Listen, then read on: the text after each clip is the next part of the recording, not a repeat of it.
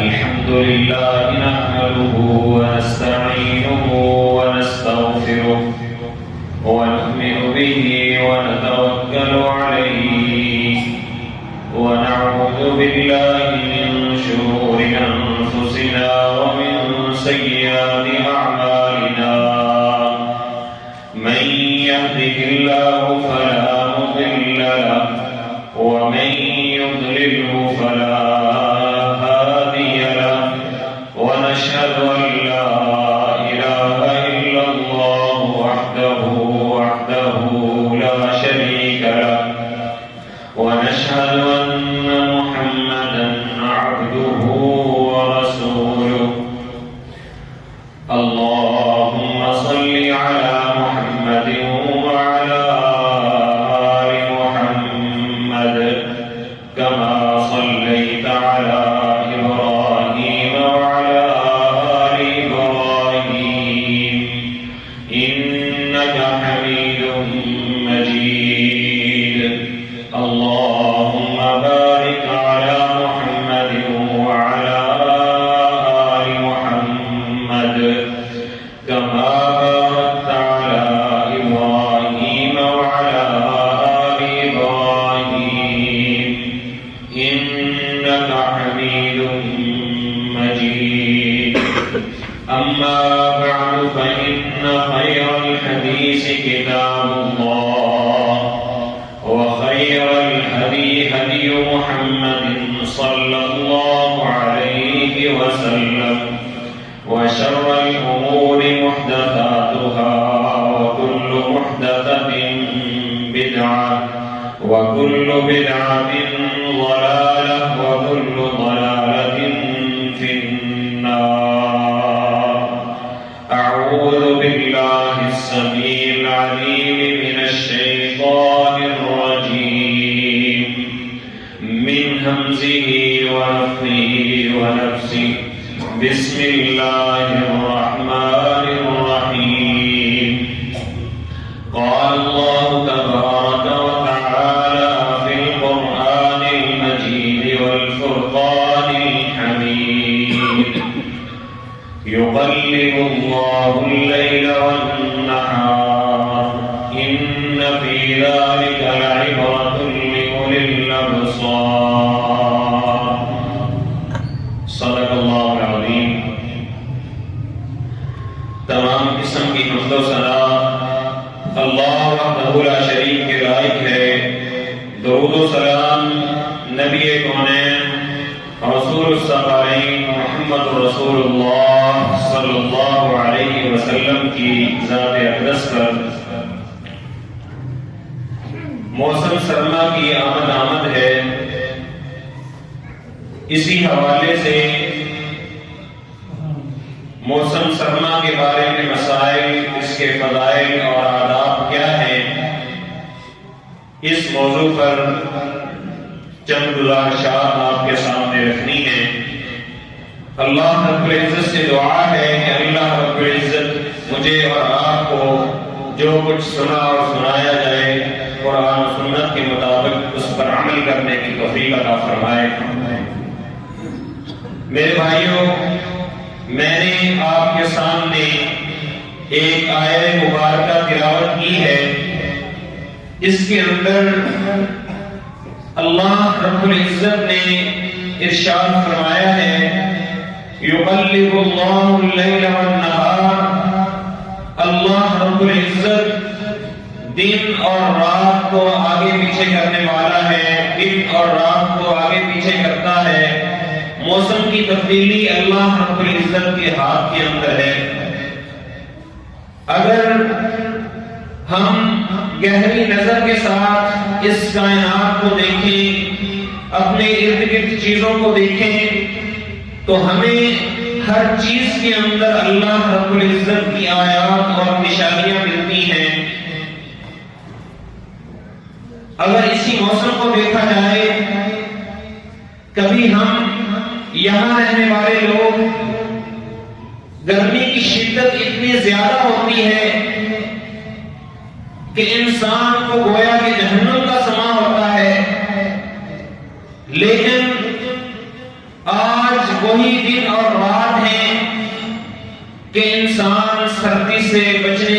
کوشش کرتا ہے کہ اس کو کہیں سردی نہ لگ جائے. کبھی وہی دن تھے جو کہ کافی لمبا دورانیہ ہوتا تھا، لیکن آج وہی دن چھوٹے ہو کر بہت ہی کم دورانیے کے رہ گئے ہیں. اسی کے اندر اللہ رب العزت نے نشانیاں رکھی ہیں.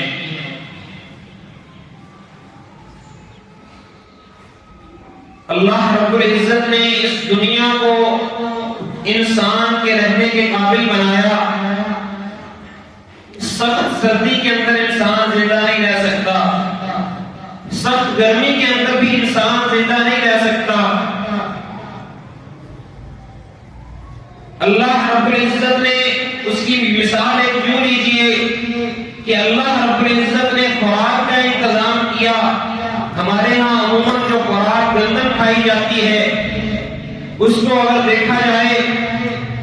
تو یہ دو شدید موسم لے کے تیار ہوتی ہے. دو شدید موسم یہ لیتی ہے. سخت سردی کے اندر اس کو بویا جاتا ہے اور جتنی سخت سردی ہو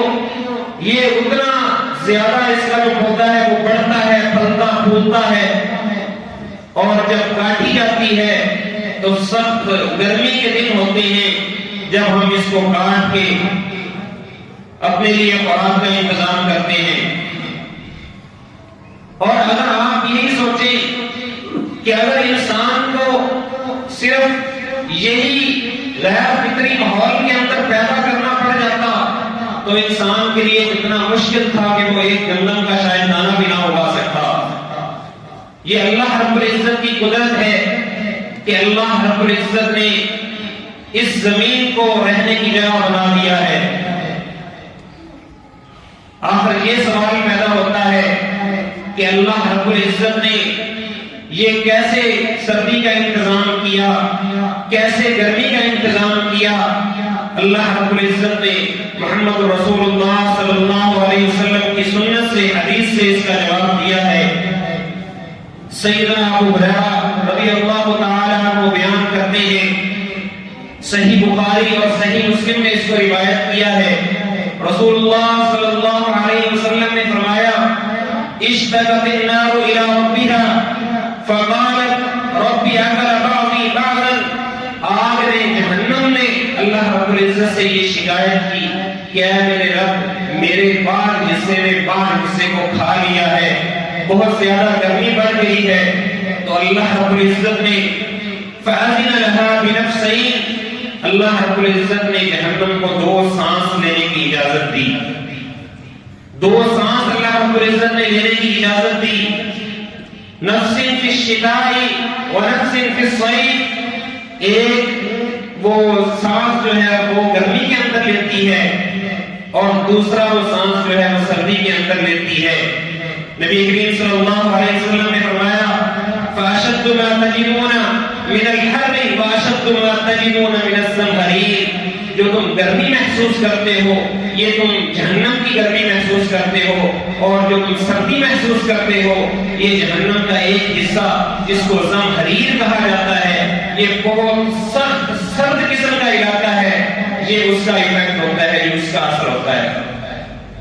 عموماً ہمارے یہاں یہ تصور پایا جاتا ہے کہ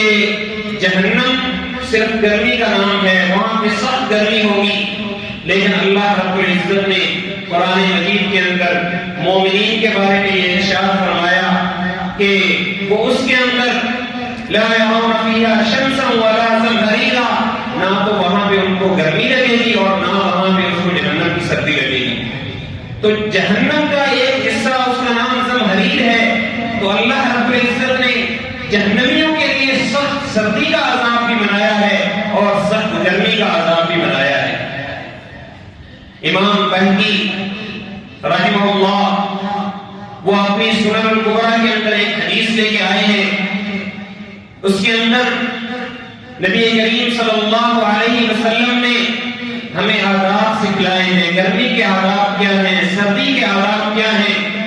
رسول اللہ صلی اللہ علیہ وسلم نے ارشاد فرمایا، سیدنا ابو ہریرہ رضی اللہ تعالیٰ عنہ بیان کرتے ہیں نبی کریم صلی اللہ علیہ وسلم نے ارشاد فرمایا کہ جب گرمی بہت زیادہ ہوتی ہے نا، گرمی بہت زیادہ بڑھ جاتی ہے، تو اللہ رب العزت آسمان سے نظر رحمت سے اپنے بندوں کے طرف، زمین کی طرف دیکھتے ہیں اور لوگوں کی باتوں کو سنتے ہیں۔ ویسے تو اللہ رب العزت سننے والے ہیں، دیکھنے والے ہیں، لیکن غور کے ساتھ اپنے بندے کی آواز کو، دعا کو سنتے ہیں۔ رسول اللہ صلی اللہ علیہ وسلم نے فرمایا کہ جو بندہ اس وقت سخت گرمی کے موسم میں یہ کہتا ہے نا، لا الہ الا اللہ ما اشد الحر هذا اليوم، آج کے دن کتنی گرمی ہے، لا الہ الا اللہ، اور ساتھ وہ یہ دعا کرتا ہے، اللہم اجرنی من الحر اللہم اجرنی من النار، کہ یا اللہ مجھے جہنم کی آگ سے بچا لے، مجھے جہنم سے بچا لینا۔ تو نبی کریم صلی اللہ علیہ وسلم نے ارشاد فرمایا کہ جہنم جو ہے وہ خود اللہ رب العزت سے ریکویسٹ کرتی ہے، درخواست کرتی ہے کہ یا اللہ اس بندے نے مجھ سے پناہ مانگی ہے، اس کو مجھ سے پناہ عطا فرما دے۔ اور اسی طرح جو بندہ سخت سردی کے دنوں کے اندر اللہ رب العزت کی تعریف کے اندر یہ کلمات بولتا ہے، لا الہ الا اللہ ما اشد البرد هذا اليوم، لا الہ الا اللہ، اللہ کے سوا کوئی معبود نہیں ہے، آج کے دن کتنی سردی ہے، اور ساتھ وہ یہ دعا کرتا ہے، اللہم اجرنی من زمہریر اللہم اجرنی من زمہریر جہنم، کہ اللہ مجھے جہنم کے زمہریر جو سخت ٹھنڈا علاقہ ہے اس سے بچا لے۔ تو جہنم اللہ رب العزت سے ریکویسٹ کرتی ہے کہ یا اللہ اس نے مجھ سے پناہ مانگی ہے، اس کو مجھ سے پناہ عطا فرما۔ رسول اللہ صلی اللہ علیہ وسلم نے ارشاد فرمایا کہ جو بندہ صحیح نیت کے ساتھ، دل کے ساتھ 3 دفعہ اللہ رب العزت سے جہنم سے پناہ مانگ لیتا ہے، اللہ رب العزت اس کو جہنم سے پناہ عطا فرما دیتے ہیں۔ اور جو بندہ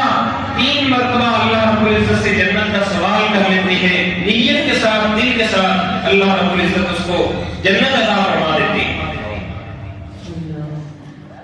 میرے بھائیوں، رسول اللہ صلی اللہ علیہ وسلم نے یہ جو ایام آج گزر رہے ہیں، یہ سردی کے ایام ہیں، اس کی فضیلت کے اندر مختلف اقوال، مختلف احادیث ارشاد فرمائی ہیں۔ رسول اللہ صلی اللہ علیہ وسلم نے ارشاد فرمایا، سیدنا ابو سعید خدری رضی اللہ تعالی عنہ بیان فرماتے ہیں، رسول اللہ صلی اللہ علیہ وسلم نے فرمایا، الشتاء ربیع المؤمن، سردی کا جو موسم ہوتا ہے یہ مومن کا موسم ہوتا ہے، یہ مومن کا موسم ہے، یہ موسم بہار ہے نیکیوں کا مومن کے لیے۔ جیسے قصر نہارہ فصام وطال لیلہ فقام، دن چھوٹے ہو جاتے ہیں، مومن اس سے فائدہ اٹھاتا ہے اور مومن اس دن کے اندر روزہ رکھتا ہے، اور راتیں لمبی ہو جاتی ہیں، وہ اپنی نیند بھی دوری کر لیتا ہے، فقام، اور ساتھ تہجد کے وقت اٹھ کے اللہ رب العزت کے سامنے قیام بھی کر لیتا ہے۔ تو یہ مومن کے لیے موسم بہار ہے۔ سیدنا عمر بن خطاب رضی اللہ تعالی عنہ کا قول فرماتے ہیں، الشتاء غنیمۃ للعابدین، شتاء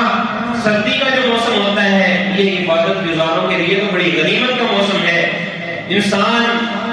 اپنا آرام بھی پورا کر لیتا ہے اور اللہ رب العزت کی عبادت کے اندر بھی پیش رہ سکتا ہے۔ عبید بن عمیر ایک مشہور تابعی ہیں، وہ فرماتے ہیں،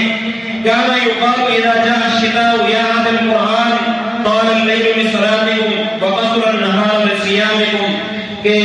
صحابہ کرام رضی اللہ تعالی عنہم اجمعین کے دور کے اندر جب سردی کا موسم آیا کرتا تھا تو صحابہ کرام رضی اللہ تعالی عنہم اجمعین ایک دوسرے کو یہ کہا کرتے تھے، یا اہل القرآن، اے قرآن پڑھنے والوں، قرآن کو یاد کرنے والوں، تمہارے لیے موسم بہار آ گیا ہے، تمہارے لیے غنیمت کے دن غنیمت کے ایام آ گئے ہیں۔ کیسے؟ تمہارے لیے اللہ رب العزت نے راتوں کو لمبا کر دیا ہے، ان راتوں کے اندر تم قرآن مجید کی تلاوت زیادہ سے زیادہ کر سکتے ہو، اور اللہ رب العزت نے تمہارے دنوں کو چھوٹا کر دیا ہے تاکہ تم ان کے ایام کے اندر اللہ رب العزت کے سامنے روزے رکھ سکو۔ اللہ رب العزت نے رسول اللہ صلی اللہ علیہ وسلم کو تمام انسانوں کے لیے، وہ چاہے کہیں گرمی کے رہنے والے ہیں یا کہیں سردی کے رہنے والے ہیں، پوری دنیا، یا ایھا الناس انی رسول اللہ الیکم جمیعا، رسول اللہ صلی اللہ علیہ وسلم نے اللہ رب العزت کے حکم سے یہ ارشاد فرمایا، یا ایھا الناس، اے لوگو، انی رسول اللہ الیکم جمیعا، اے لوگو میں تمہارے سب کی طرف اللہ کا رسول بنا کے بھیجا گیا ہوں۔ تو جب سردیاں اللہ رب العزت نے اسلام کے کچھ مسائل کے اندر تخفیف رکھی ہے، اسلام کے کچھ مسائل کے اندر اللہ رب العزت نے کمی کر دی ہے تاکہ لوگوں کے لیے آسانی ہو۔ اس میں چند باتیں ہم دیکھتے ہیں، وضو کے اندر آسانیاں اللہ رب العزت نے رکھی ہیں اور اس کے ساتھ ساتھ اجر رکھا ہے۔ اس کے ساتھ اللہ رب العزت نے نماز کے لیے نبی کریم صلی اللہ علیہ وسلم کی ہدایات کے مطابق کچھ کمی کی ہے۔ سردی میں وضو کرنے والے کی فضیلت نبی کریم صلی اللہ علیہ وسلم نے بہت زیادہ بیان کی ہے۔ سیدنا ابو ہریرہ رضی اللہ تعالی عنہ بیان کرتے ہیں رسول اللہ صلی اللہ علیہ وسلم نے ارشاد فرمایا الا ادلکم علی ما یمحو اللہ بہ الخطایا ویرفع بہ الدرجات، کیا میں تمہیں ایسی چیز نہ بتاؤں کہ جو اللہ رب العزت جس چیز کے ذریعے انسانوں کے درجات کو بلند فرما دیتے ہیں اور اس کی غلطیوں اور خطائیوں کو خطاؤں کو مٹا دیتے ہیں۔ صحابہ کرام رضی اللہ تعالی عنہم نے عرض کی کہ اللہ کے رسول صلی اللہ علیہ وسلم لازمی ہمیں اس چیز کے بارے میں بتائیے۔ فرمایا اسباغ الوضوء علی المکارہ، جب آپ کا دل نہ چاہ رہا ہو، سردی زیادہ ہو تو وضو کو اچھے انداز سے کرنا، کراہت کے اندر دل نہیں چاہ رہا لیکن اللہ رب العزت کا حکم مانتے ہوئے، نبی کریم صلی اللہ علیہ وسلم کا حکم مانتے ہوئے وضو کو احسن انداز سے کرنا، اس سے کیا ہوتا ہے اللہ رب العزت درجات کو بلند فرما دیتے ہیں اور لوگوں کی غلطیوں کو مٹا دیتے ہیں۔ عموماً یہ ہوتا ہے کہ جب سردیاں آتی ہیں تو انسان جلدی کے اندر سردی سے بچنے کے لیے جب وضو کے اعضاء کو دھوتا ہے تو اس میں سے چند اعضاء خشک رہ جاتے ہیں، چند اعضاء کو گیلا کر لیتا ہے۔ اس کی سخت وعید محمد رسول اللہ صلی اللہ علیہ وسلم نے بیان کی ہے۔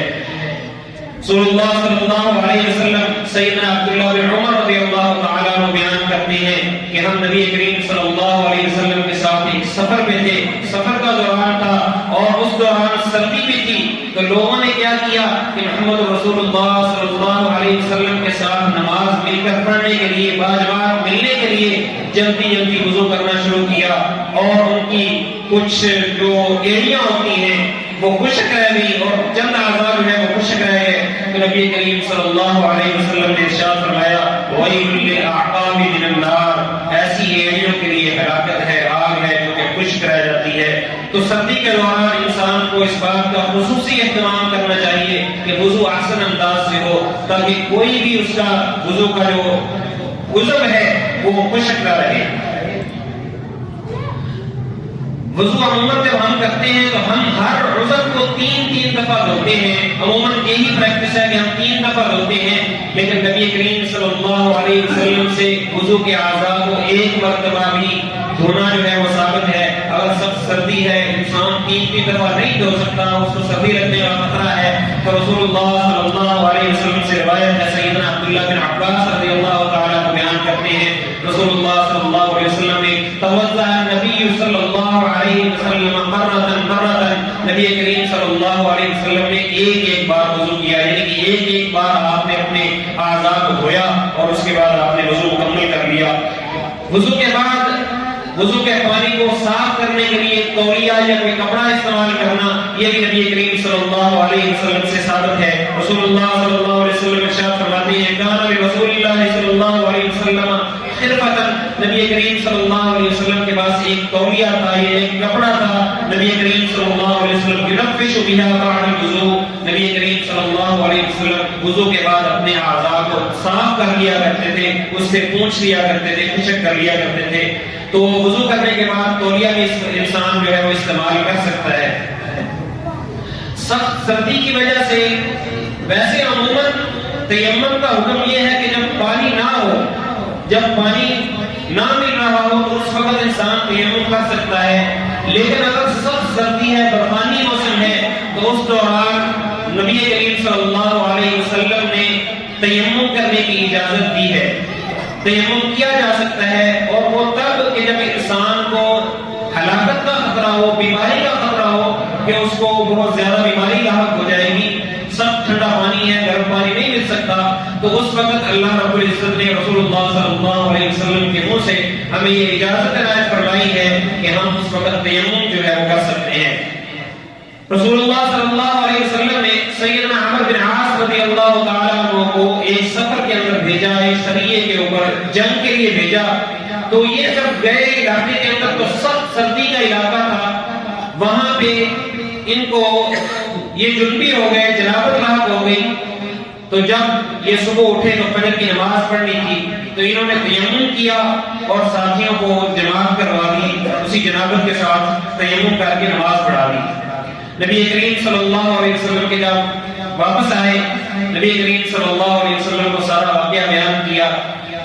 تو نبی کریم صلی اللہ علیہ وسلم نے اس سے سوال کیا کہ عمرو بن عاص آپ نے یہ کیا کیا کہ آپ نے اسی طرح ہی نماز پڑھا دی؟ تو انہوں نے آگے قرآن مجید کی ایک آیت پڑھی نبی کریم صلی اللہ علیہ وسلم کے وَلَا تُلْقُوا بِأَيْدِيكُمْ إِلَى التَّهْلُكَةِ کہ اپنے آپ کو ہلاکت کے اندر نہ ڈالو، اللہ رب العزت کہتی ہے فضاحی کا رسول اللہ صلی اللہ علیہ وسلم، تو رسول اللہ صلی اللہ علیہ وسلم آگے سے مسکرا دیے اور ان کو کچھ نہیں کہا۔ رسول اللہ صلی اللہ علیہ وسلم کی احادیث جو ہیں وہ تین قسم کی ہوتی ہیں، ایک نبی کریم صلی اللہ علیہ وسلم کا قول مبارک ہے، فرمان مبارک ہے، دوسری وہ حدیث ہے جو نبی کریم صلی اللہ علیہ وسلم نے کوئی عمل کیا، کوئی فعل کیا، وہ بھی حدیث ہے، اس کے اوپر بھی عمل کرنا واجب ہے، ضروری ہے، اور تیسری قسم وہ ہے جس کو ہم حدیث تقریری کہتے ہیں۔ نبی کریم صلی اللہ علیہ وسلم کی یہ وہ حدیث ہوتی ہے کہ جب نبی کریم صلی اللہ علیہ وسلم کے سامنے کوئی کام کیا جائے، آپ کو کوئی بات پتہ چلے تو آپ اس سے منع نہ کریں، اگر وہ خراب ہوتا یا غلط ہوتا تو محمد رسول اللہ صلی اللہ علیہ وسلم چونکہ صاحب شریعت ہیں، وہ لازمی طور پہ ان کو منع فرما دیتے۔ نبی کریم صلی اللہ علیہ وسلم کے سامنے اگر کوئی کام کیا گیا ہے، نبی کریم صلی اللہ علیہ وسلم نے اس سے منع نہیں کیا، تو ایسا بھی ایسی صورتحال کے اندر وہ کام جو ہے وہ جائز ہے، وہ سنت کے مطابق ہے۔ اس کے بعد وضو کے اندر عموماً موزوں اور جرابوں کے اوپر مسح کرنا، رسول اللہ صلی اللہ علیہ وسلم قضائے حاجت کے لیے باہر نکلتے ہیں، ساتھ ایک صحابی لوٹا اٹھا کے جا رہے ہیں، واپسی نبی کریم صلی اللہ علیہ وسلم آئے تو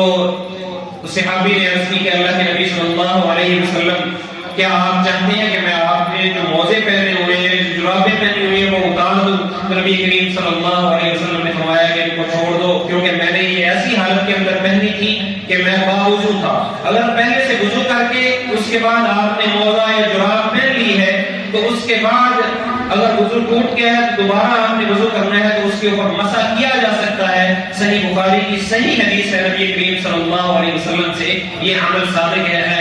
ثابت ہے، اور ویسے مشکل میں نہیں پڑنا چاہیے کہ اب پتہ نہیں ہوگا یا نہیں ہوگا۔ جب نبی کریم صلی اللہ علیہ وسلم کا صحابہ کا عمل اس بات کے اوپر ہے تو کیا جا سکتا ہے، کوئی حرج نہیں ہے۔ اس کے بعد نماز کے اندر چند مسائل کا نبی کریم صلی اللہ علیہ وسلم نے خصوصاً ذکر کیا ہے۔ ہمیں نماز نبی کریم صلی اللہ علیہ وسلم کی سنت کے مطابق پڑھنی چاہیے۔ نماز کے اندر عموماً سردیوں کے اندر جب سردی لگ رہی ہوتی ہے تو انسان اپنے چہرے کے اوپر چادر اوڑھ لیتا ہے، تو نبی کریم صلی اللہ علیہ وسلم نے اس سے منع فرمایا ہے۔ سردی کے دوران آپ اپنے جسم کے اوپر چادر لپیٹ سکتے ہیں سردی کی وجہ سے، لیکن منہ انسان کا ننگا ہونا چاہیے۔ رسول اللہ صلی اللہ علیہ وسلم نے ارشاد فرمایا، نہا رسول اللہ صلی اللہ علیہ وسلم ان یغطی الرجل فاه فی الصلاۃ، نبی کریم صلی اللہ علیہ وسلم نے اس بات سے منع فرمایا ہے کہ کوئی انسان نماز کے دوران جو ہے وہ اپنے منہ کو چھپائے، اپنے منہ کو کھلا رکھنا چاہیے۔ اور اگر کوئی بیماری ہے یا کوئی مسئلہ ہے نزلے کی وجہ سے، اور کوئی ماسک پہن لیتا ہے یا وجہ اس کو کوئی بیماری کی وجہ سے، تو اللہ رب العزت معاف کرنے والے ہیں، لیکن عمومی حالات کے اندر منہ کو کھلا رکھ کے نماز پڑھنی چاہیے۔ اس کے بعد ایک سردیوں کے اندر عموماً انسان جو ہے وہ بکل مار لیتا ہے، بکل مارنا، چادر لپیٹ لینا، یہ اس طرح لپیٹ لیتا ہے۔ نبی کریم صلی اللہ علیہ وسلم نے اس سے بھی منع فرمایا ہے، نہا رسول اللہ صلی اللہ علیہ وسلم عن اشتمال السماء، کہ آپ ایسی بکل اس کو مار لیں کہ آپ کے ہاتھ ہی باہر نہ آئیں، واضح نہ ہو۔ تو اس طرح چادر اپنے آپ کے اوپر لپیٹ کر نماز پڑھنا بالکل ایسے کہ نہ ہی آپ اس سے اچھے طریقے سے ہاتھ نکال کے رفع الینین کر سکیں اور نہ ہی آپ سجدے کے اندر جا سکیں اور آپ کو رکوع کے لیے بھی تنگی ہو، تو اس سے بھی نبی کریم صلی اللہ علیہ وسلم نے منع فرمایا ہے۔ اس طرح چند اور بھی مسائل نبی کریم صلی اللہ علیہ وسلم نے خصوصاً سردیوں کے بارے میں جو ارشاد فرمائے ہیں، نبی کریم صلی اللہ علیہ وسلم کے ارشادات کے مطابق اگر ہم زندگی بسر کریں گے تو ہماری زندگی آسان ہوگی، ہماری زندگی جو ہے وہ سنت کے مطابق ہوگی، اور اللہ رب العزت ہمیں اس موسم کے بدلنے کے اوپر بھی اللہ رب العزت ہمیں اجر عطا فرمائیں گے۔ اور عموماً سردیوں کے موسم موسم میں ہم نے سنا ہے کہ جب سردی زیادہ ہوتی ہے یا گرمی زیادہ ہوتی ہے تو لوگ جو ہے وہ موسم کو کوسنا شروع کر دیتے ہیں، زمانے کو کوسنا شروع کر دیتے ہیں کہ یہ موسم نہیں ٹھیک، یہ موسم ایسا ہو گیا، موسم ایسا ہو گیا. تو نبی کریم صلی اللہ علیہ وسلم نے اس سے بھی منع فرمایا ہے. حدیث قدسی ہے، نبی کریم صلی اللہ علیہ وسلم نے ارشاد فرمایا یؤذینی ابن آدم، مجھے ابن آدم جو ہے وہ تکلیف دیتا ہے. کیسے؟ یسب الدار، وہ زمانے کو گالیاں نکالتا ہے، زمانے کو برا بھلا کہتا ہے، موسم کو برا بھلا کہتا ہے. وَأَنَا الدَّهْرُ يُقَلِّبُ اللَّيْلَ وَالنَّهَارَ، حالانکہ میں ہی زمانہ ہوں کیونکہ میں نے ہی یہ موسم بنائے ہیں، میں نے ہی یہ چیزیں بنائی ہیں. تو شکایت اللہ رب العزت کے سامنے انسان کر سکتا ہے، اللہ رب العزت سے عافیت کا سوال کر سکتا ہے. اللہ رب العزت نے ہمیں عافیت مانگنے کا حکم دیا ہے. نبی کریم صلی اللہ علیہ وسلم کی جو سب سے بہترین دعا تھی، آپ دعا کرتے تھے اللہم انی اسألک العفو والعافیت والمعافات فی الدنیا والآخرہ. انسان گرمی سے اور سردی سے عافیت طلب کر سکتا ہے، لیکن بندوں کے سامنے زمانے کو برا کہنا، موسم کو برا کہنا، یہ کسی بھی طرح درست نہیں ہے. اللہ رب العزت سے دعا ہے کہ اللہ رب العزت ہمیں ان ایام کے اندر زیادہ سے زیادہ نیکیاں سمیٹنے کی توفیق عطا فرمائے اور محمد رسول اللہ صلی اللہ علیہ وسلم کی سنت کے مطابق تمام کام کرنے کی توفیق عطا فرمائے. وآخر دعوانا الحمدللہ رب العالمین.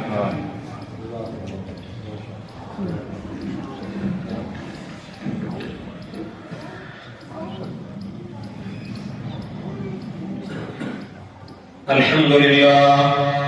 لله نحمده ونستعينه ونستغفره ونؤمن به ونتوكل عليه ونعوذ بالله من شرور أنفسنا ومن سيئات أعمالنا. من يهده الله فلا مضل له ومن يضلله فلا هادي له. ونشهد أن لا إله إلا الله وحده لا شريك له. ونشهد أن محمدا عبده ورسوله. اللهم صل على محمد وعلى آل محمد كما صليت على إبراهيم وعلى آل إبراهيم إنك حميد مجيد.